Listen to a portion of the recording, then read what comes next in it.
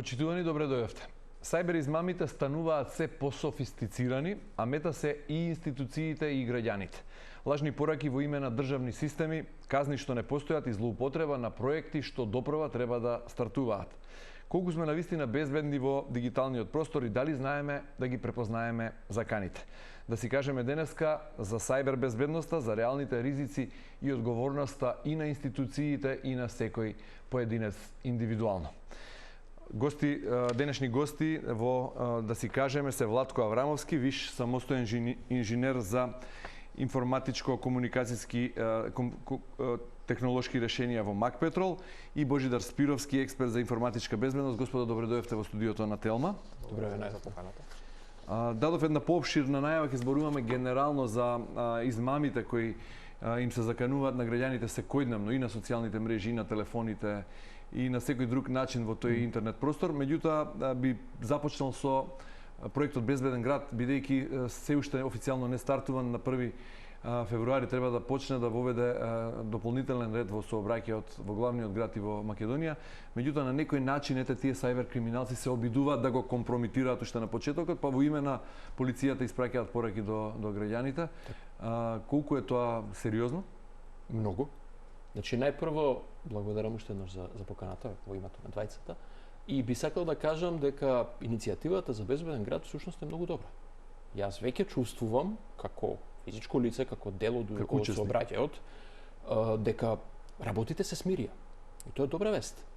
Што ќе се случи со казните, останува да видиме. Она каде што сме тука денес да разговараме е делот околу тие известувања за казни и можната злоупотреба на тие известувања. Бидејќи механизамот за таа известувањата на казните моментално ни е по СМС, кој што е многу ефикасен начин на испраќање на таа порака. Всушност е двоен. Јас, на пример, добив опомена за пречекорување на брзината на движење за 3 км на час, на место каде што е дозволено 50, сум возил 53. И ми стаса опомената и на СМС порака, но и на мейл адреса. Аха, ова не го знаев за мейл адреса, добро, ново е. Мојата кога добив случај беше така. Кога добив предупредување го добив само на СМС, но во двата случаја опасноста е помалку или повеќе слична. Легитимната порака е сосема легитимна. Кога ќе кликнете на линкот во таа порака, одите на тој извештај и ви кажува каде сте сгрешиле. Но тоа е исто многу лесен начин да се криминалец да ја реплицира, односно да направи нешто слично на оваа порака. Буквално на екранот има еден пример на овие пораки, на првата акција што ја направија како обид криминалците минатава седмица да испратат пораки во која што ќе изгледа на прв поглед без многу внимание дека ова е порака од МВР.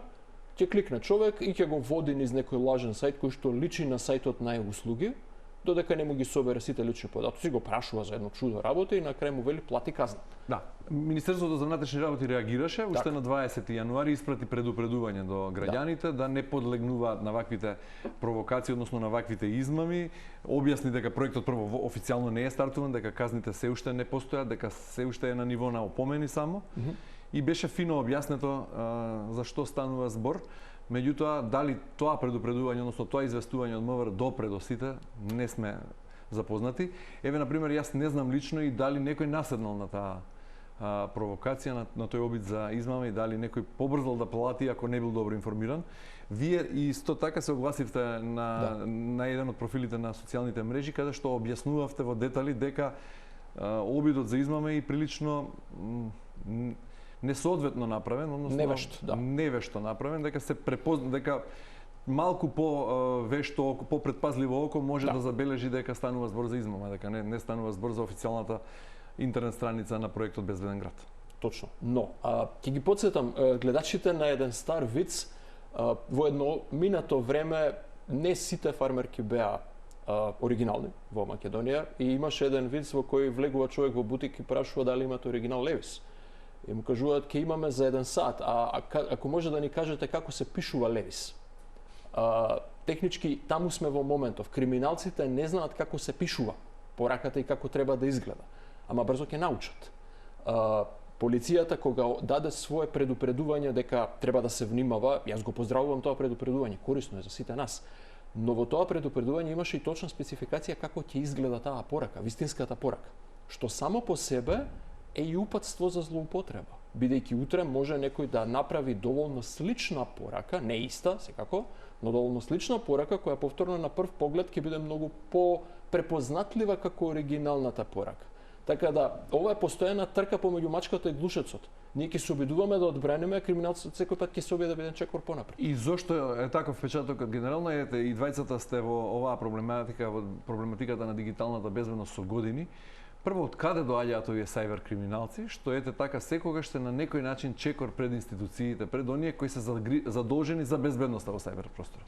Ајде, генерално мора да сфатиме дека сајбер криминалот веќе не е, односно хакерите не се некои кои што седат во подрум и од тоа го прават од некој ентузијазам или од одредени нивни причини, туку станува збор за една голема индустрија. Што се случува всушност во изминатите 20 на години? Се случува тоа да тие парични текови кои што криминалците ги имаат, се повеќе го користат сајбер криминалот за, да речам, еден пример што прочитав во последно време беше дека наркокартелите од Јужна Америка започнуваат да ги реинвестираат средствата што ги стекнале преку продажба на наркотици во сајбер криминал. Зошто? Значи сега имаме сајбер криминал картели? Како што беа порано наркокартели? Всушност, имаме cyber crime as a service.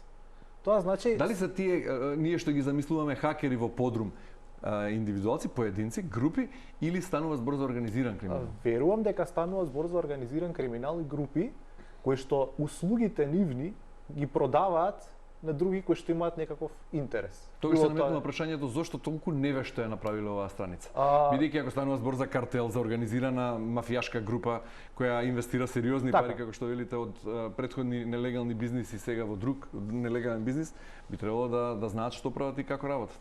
Затоа што е масовно.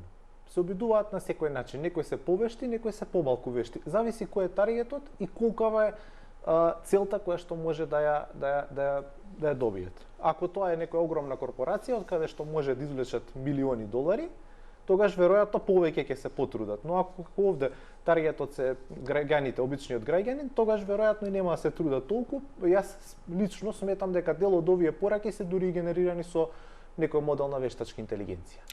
Ако смеам да дополнам, значи ова станува во право е кога кажа дека ова се автоматизирани иницијативи.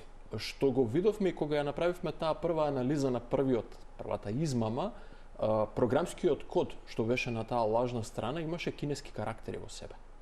Кинезите сами по себе веројатно не зеле специјално нас да не таргетираат како држава или кој да е тој што го напишал тој код, тој го продал или го изнајмил неговиот код за измама на некој друг. Тој некој друг на истата таа страна нема само македонски јазик и македонска страна. Има и полска, чешка, америчка, канадска, австралиска и така натаму. Со поддршка за повеќе јазици. Автоматизирано генерирани со вештачка интелигенција и после кампањата буквално автоматизирано генерирана да пушта пораки кои најблиску изгледаат како што ги погоди вештачката интелигенција.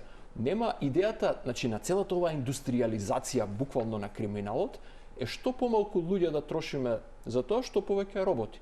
Во тој случај имаме вакви полусакати измами, ама следниот пат кога ќе научат дека не им успеала, ќе платат 2-3 луѓе да бидат внимателни, да прочитаат убаво, да пратат убаво. За да изгледа повешто. Е така.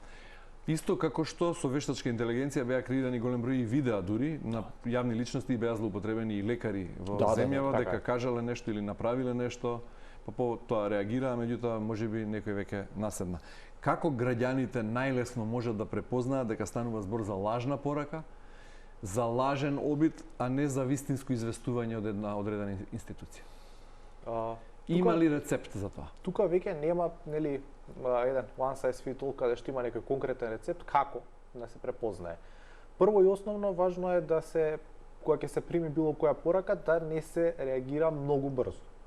Важно е да се прочита таа содржина и доколку нешто не изгледа сомнително, секогаш да се сомневаат, па и да го проверат тоа, да се консултираат со некој кој што го познаваат. Еве, пред 5 минути пред да започне емисијата, еден мој пријател ми прати скриншот од социјалните мрежи, каде што од Мета му пристигнува наводно дека неговата страница има некаков проблем, дека понатаму треба да направи една или друга работа и му се праќа некој линк. и ме прашува дали сметаш дека ова е легитимно. И тоа сметам дека е добро. Консултацијата. Да, доколку веднаш одреагирал и кликнал на тој линк, веројатно досега веќе ќе му ги има неговите креденцијали хакерите и понатаму ќе може да прават. Креденцијали мислите на податоци лични и на... Па за почеток веројатно ќе му ги побара корисничкото име лозинката од неговиот Facebook профил, па понатаму тој Facebook профил веројатно ќе го искористат за некоја измама, претпоставам на неговите пријатели на ситото кој што може да прати, или неговата страница ќе искористеа која што е легитимен бизнес со цел да измамат некого. Техниките на земање податоци не се секогаш исти. Многу се прилагодени на тоа што се таргетира. Во случајот што го дадев како пример беше таргетиране Facebook корисник. Нему примарно сакаат да му ги земат корисничкото име и лозинката за да можат во негово име после да промовираат своји измами. Тоа е многу вредно како инструмент и многу лесно да се извлече кога ќе ви пратат ама ние сме Facebook и хитно мора да реагираш пред да те блокираме. Во случајот со казните поинаква е методологијата, таму ги сакаат нашите лични податоци и нашите броеви на картички. Многу слична методологија на оваа со МВР е и онаа што моментално ни се случува веќе години со пошта. Имате пратка од пошта. Редовно сите добиваме такви пораки. Тоа со пошта беше една од институциите кои беше најзлоупотребувана, особено во периодот на пандемијата кога голем број луѓе очекуваа вистина пратки. Така, ама не е само тогаш, се уште трае и она што можеме да им искомуницираме на граѓаните дека за пошта веќе се доволно усовршени и знаат дека финтата работи, малце попросто ќе се изразам, финтата проаѓа, буквално го автоматизираат процесот на секој од прилика 2 месеци ја повторуваат истата измама. Само креваат нов сајт, удираат една кампања која трае 3-4-5 дена и стално добиваат некој уловен. Бидејќи читав пред 3 или 4 дена гостиварец пријавил дека од последнава акција на пошта измамите му собрале 80 кусури илјади денари. Па, целата таа акција им се исплатеше само со еден човек. Така да, истото ова што се случува со пошта со години, од сега натака очекуваме да биде автоматизирано еднаш кој ќе усовршат сликата и како тоа треба да изгледа и за МВР. Добро, во последниве години ги спомнавме случаите на пошта, го спомнавме случајот на вештачка интелигенција, креирани видеа на јавни личности, новинари, гласови, лекари, телефонски. Гласови, исто така. Сведочевме на голем број различни видови на сајбер измами и напади. Тоа се всушност напади, нели? Од ваша перспектива како луѓе од сферата, дали Македонија денес е поподготвена или поранлива од пред, например, 5-10 години кога станува збор за сајбер безбедност? Каков е вашиот впечаток генерално зрееме на ова поле? Минатата година, само да ве потсетам, во текот на летните месеци, некаде во јули, добивме нов закон. Така е. Што се однесува на сајбер безбедност. Така е. Конкретно. Дали тој закон не прави позаштитени? Дали кога ќе рече одредена институција, кога се, пазете, таргетира Министерството за внатрешни работи, институцијата која е задолжена да ги гони, меѓу другото и сајбер криминалците, е жртва, односно е злоупотребена во одредена смисла, и кога ќе рече профилот е хакиран, дали ние како граѓани тогаш треба да се чувствуваме небезбедни? Не би рекол дека треба да се чувствуваме небезбедно. Законот кој што го споменавте е добра основа за тоа како институциите да тркнат по одреден пат и е некоја стратегија која што треба да се спроведе. Преостанува уште многу работа. Законското решение е некоја рамка врз основа на која што ние понатаму можеме да работиме. Меѓутоа институциите ги чека огромна работа. Зошто? Прашавте дали сега сме поподготвени или помалку подготвени. Не можеме да кажеме дали сме помалку подготвени или повеќе, затоа што како ние растеме по однос на заштитата, така сајбер криминалците наоѓаат нови начини. Чисто за една илустрација, колку е сајбер криминалот вреди во наводници, штетата направена во 2025 изминатата година се проценува на 10,5 трилиони долари. На глобално ниво. На глобално ниво, или ако преведеме во буџетот на Македонија, тоа е некаде 1420 годишни буџети, колку што изнесува годишниот буџет моментално на Македонија, колку што има буџет за 1420 години. Можете да замислите колку тоа е навистина исплатливо за криминалците.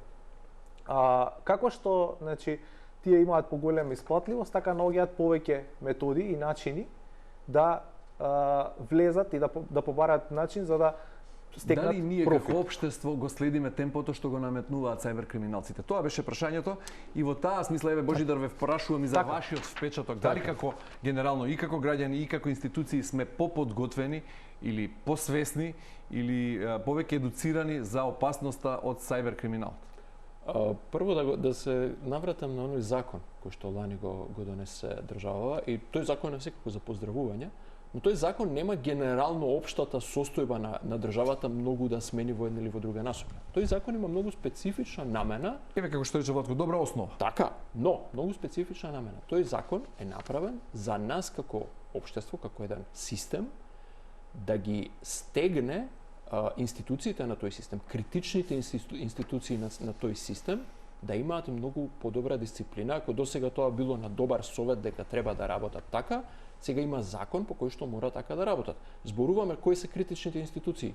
Зборуваме од водовод, електростопанство, сите оние енергетски компании, Макпетрол како еден од главните добавувачи на гориво низ државата, сите државни системи, воени системи, банките, сите тие критични сервиси со кои што мора да функционира државата, сега за нив има буквално закон кој што вели морате да имате многу добра дисциплина за сајбер безбедност. Тоа е супер. За да помалку можат да паднат тие, односно помалку да може да се оштетат услугите кои што ние како граѓани секојдневно ги користиме од нив.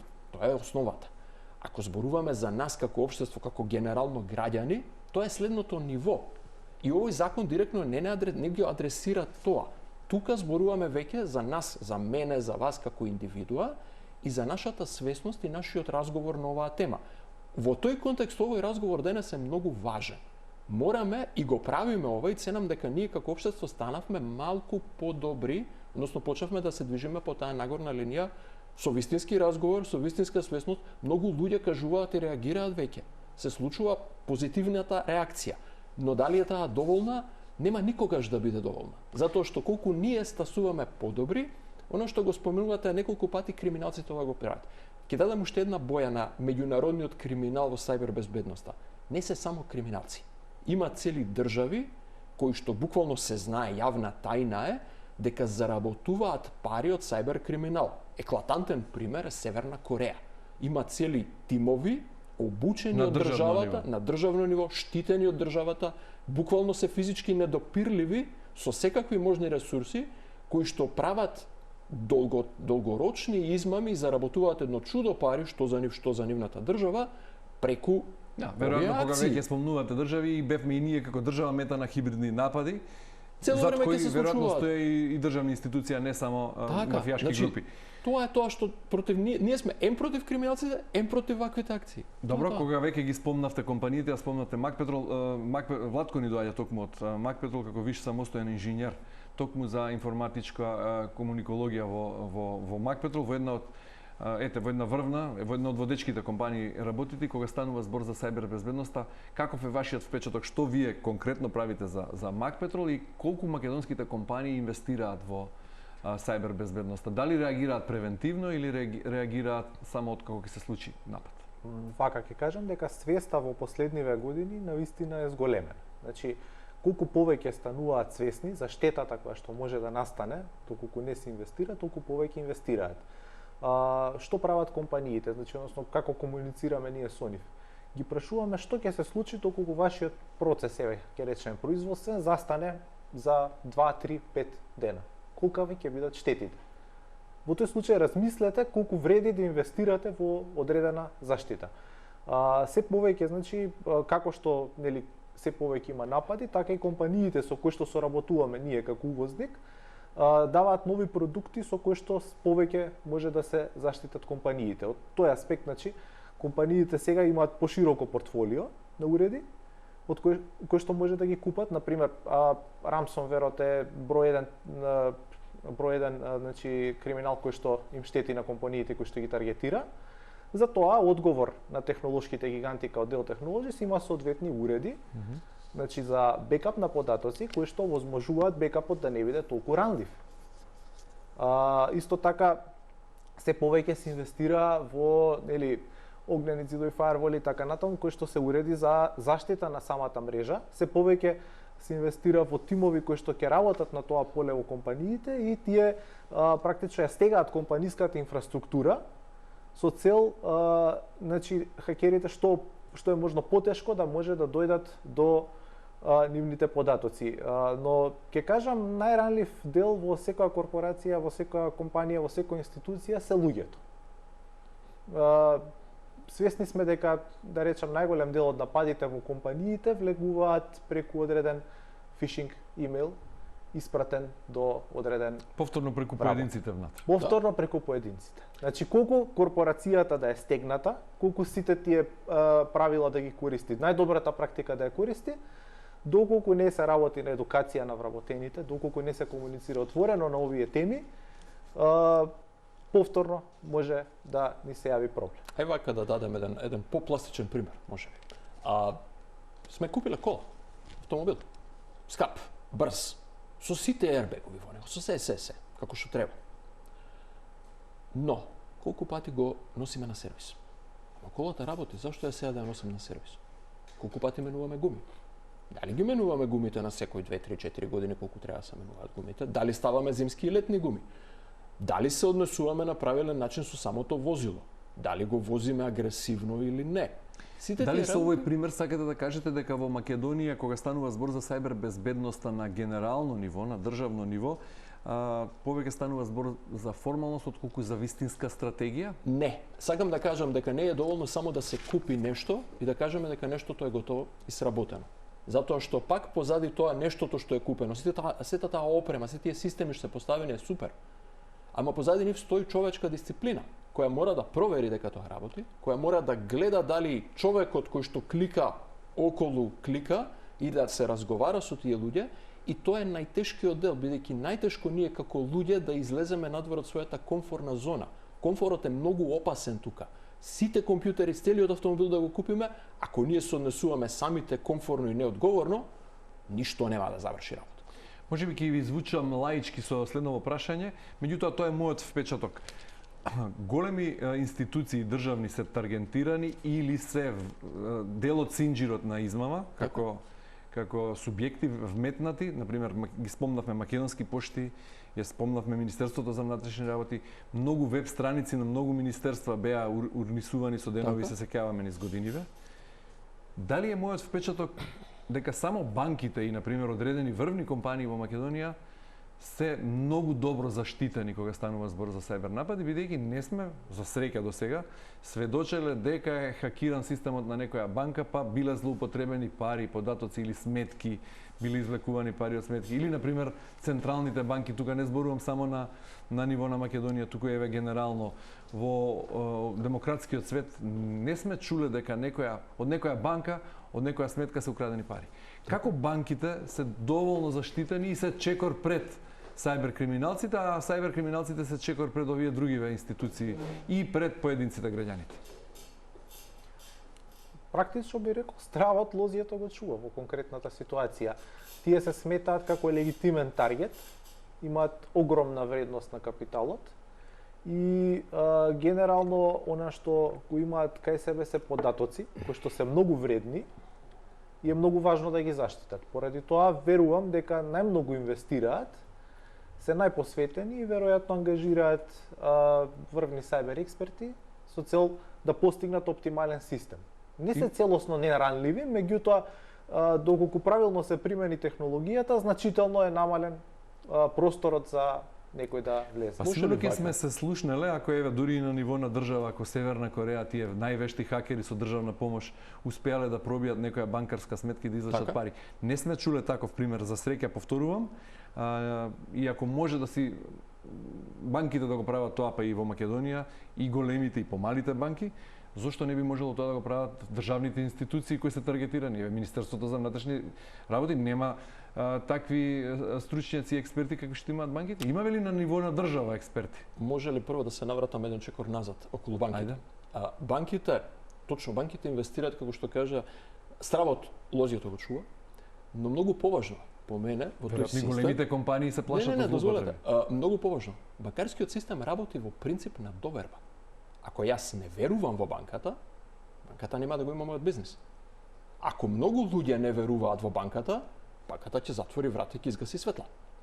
Во принцип, инвестицијата во дисциплина и проактивност кај банките делумно е затоа што банката мора да ја одржи довербата кај своите клиенти.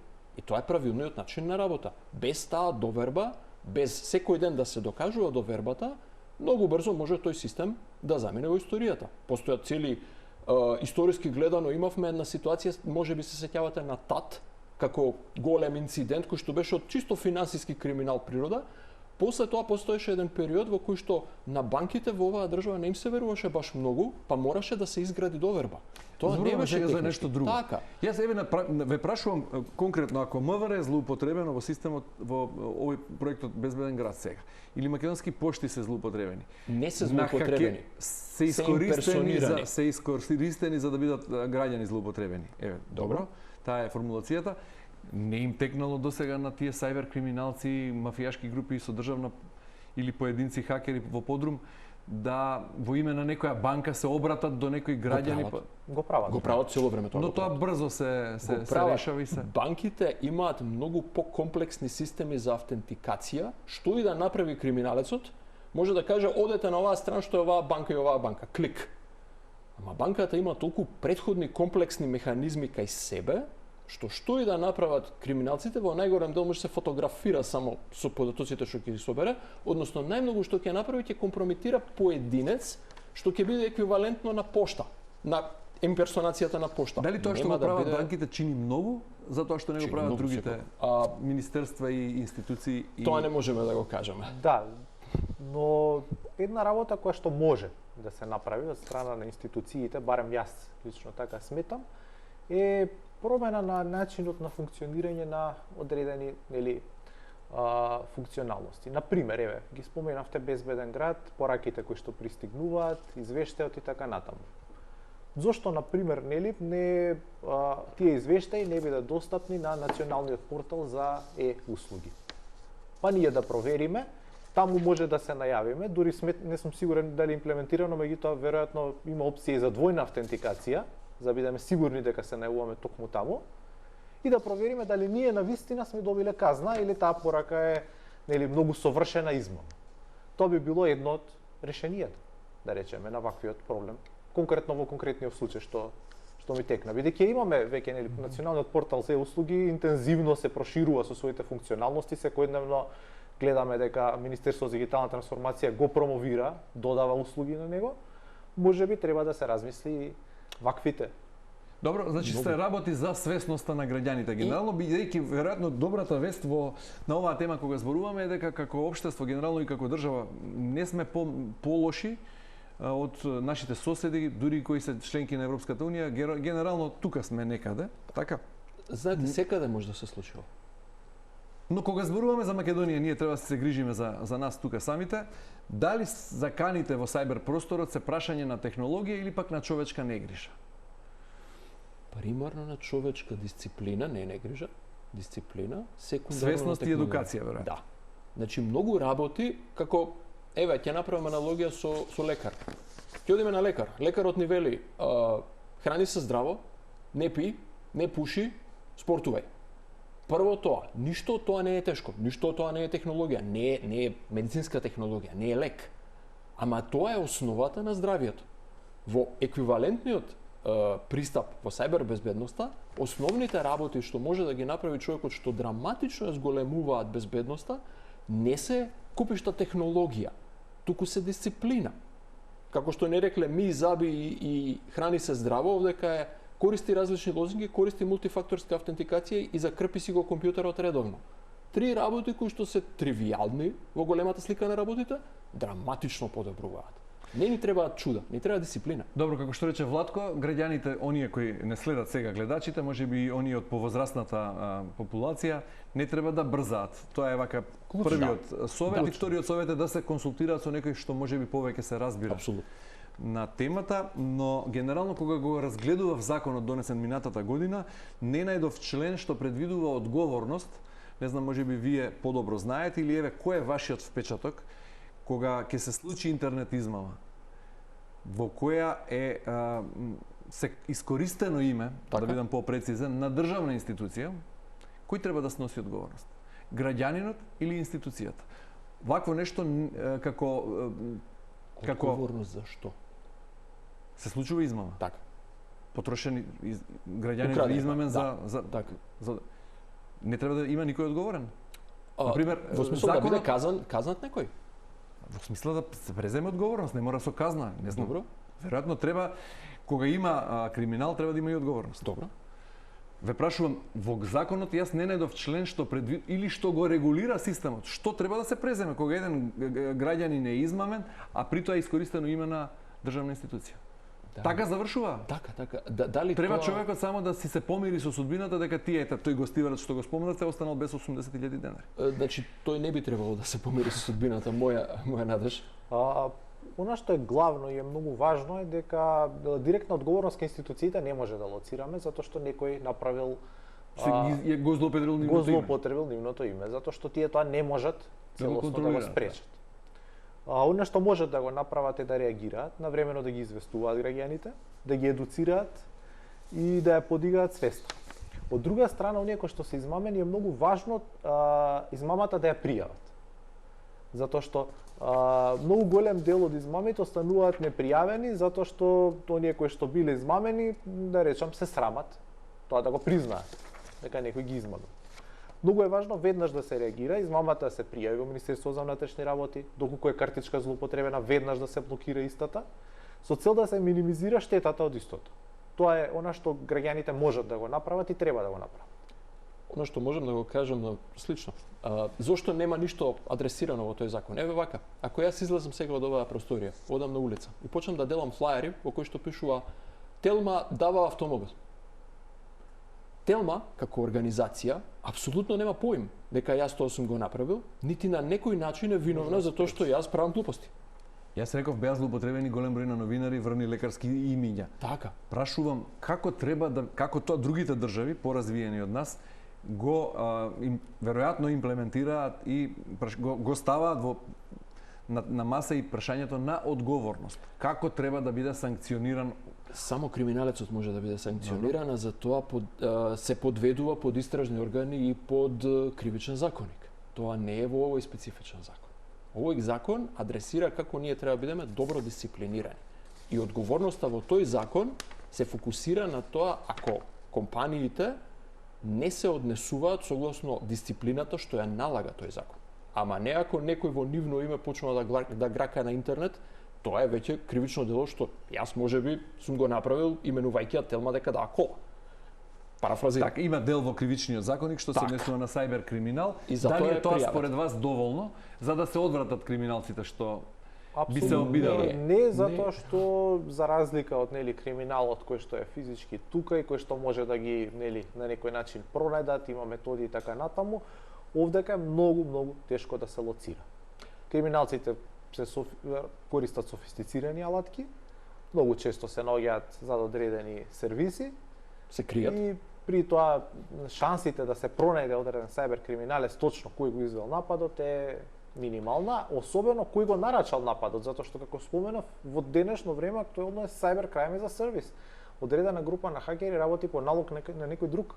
Исто така на ги нудат само ги отстапуваат своите услуги, значи како што имаме софтвер за сервис и се друго е за сервис што излегува во ИКТ, така дојдовме до тоа да има сајбер крајм за сервис. И веројатно ова ќе станува се потешко за откривање со оглед на оваа експлозија на вештачката интелигенција, кога е многу едноставно и лесно дури и почетник, човек кој не се разбира многу, да искреира лажно видео што личи прилично оригинално. Да. Сега како да се подготвиме како граѓани да бидеме имуни, односно да не наседнуваме кога она што го гледаме, веројатно прво веруваме на своите очи. Так. А нашите очи тешко ќе препознаваат, се потешко ќе препознаваат што е креирано со вештачка интелигенција, што е оригинална фотографија или видео. Што е стасовме таму. Веќе стасовме таму и стасовме во една страшна ситуација во која што не можеме на ништо да веруваме. За жал. Дури и она што ќе се појави денес на вести, може да биде само цитиран видео кој што не е вистинско видео. Дали можеме на се да веруваме? Знам дека ова е страшно и дека е многу непријатно, но буквално живееме во еден таков свет. Дали сега зборува вистински Божидар Спировски или зборува некој бот? Се надевам че Креиран на вештачка интелигенција. се уште не стаселе физичкото тело да го копираат, ама кај да е, може би тоа ќе стасаат. Нема, го земаат, ве земаат вас и ви ставаат други зборови во Апсолутно, значи пред неколку години ова го направивме како експеримент на една друга телевизија. Јас имаше видео од мене што зборуваше италијански јазик. Јас не зборувам италијански јазик. Владко, уште еден рецепт за вештачката гледачите пред крај. интелигенција е нешто кое што едноставно повторно ќе кажам, пак таа предпазливост, пак тоа проверување на релевантни извори е единствен начин за сега да се заштитиме. А кога би можеле да им сугерирате на надлежните, на креаторите на политики, на оние експерти во Министерството за дигитална трансформација и сите кои во чија работа база е оној закон донесен минатата година, треба да им препорачате една најважна работа како институции, сега повторно велам, како компании, па на крај како поединци, што треба да ја направат веднаш за подобра заштита, што би била таа? Ова како крај. Подигање на свеста, апсолутно. Број 1. Подигање на свеста кај секој индивидуалец. И во компаниско ниво, и на институционално ниво, и генерално вака како генерално за индивидуалци. граѓаните. Значи да зборуваме повеќе ние како медиуми на темава. Ако може јас би Да, јас би предложил многу поголема транспарентност кога ќе се случи инцидент. Начин да подигаме свест е да кажеме луѓе, ни се случи. Ова. Научивме, заради ова се случи. И при тоа научивме и ќе бидеме подобри во ова и ова. Моментално имаме една култура на дефанзива. Никој не сака да признае дека му се случил инцидент, бидејќи ќе го обвинат. Не треба така да функционира. Или ќе му се исмеваат. За крај само кусо, дали знаете која е најголемата сума? Вие го спомнавте нашиот сограѓанин од Гостивар кој со еден клик загубил 80.000 денари. Имате ли информација, податок веројатно вака на база на искуство, колку со едно погрешно стискање на копче на телефон или на компјутер се загубени пари од индивидуалец или во Македонија или генерално? Тешко е да се одговори, но само заради сериозноста на темата за која веројатно е огромна. Можам да кажам, она која јас ја знам најголема бројка е од Хрватска со лажни фактури. Значи пратени се фактури кои што е имперсониран директорот вели плати оваа фактура хитно. Стачна е фактурата носи на некаква друга банкарска сметка, преку 250.000 евра на 3 пати им се земени, значи 3 такви фактури се пратени. 750.000 евра вкупно? Да. Се однесени од компании во Хрватска и после тоа беше голема истрага, ама кој наредил, како наредил, ама јас ништо не направив, некој испратил буквално фишинг мејл со атачирана фактура и ја платила. Не знам. Кратците или не знам. Значи излезе скандалот кога кажа ги изгубиле парите, имаше тек на парите бидејќи се низ банки, дали ги фатиле, не знам. Божидар Спировски, Владко Аврамовски, господа, ви благодарам многу за учеството во денешната емисија. Благодарам. Почитувани, јас сум Горан Петрески, вие го гледавте Да си кажеме на Телма. Останете на оваа фреквенција, имајте убав ден и довидување утре во истиот термин.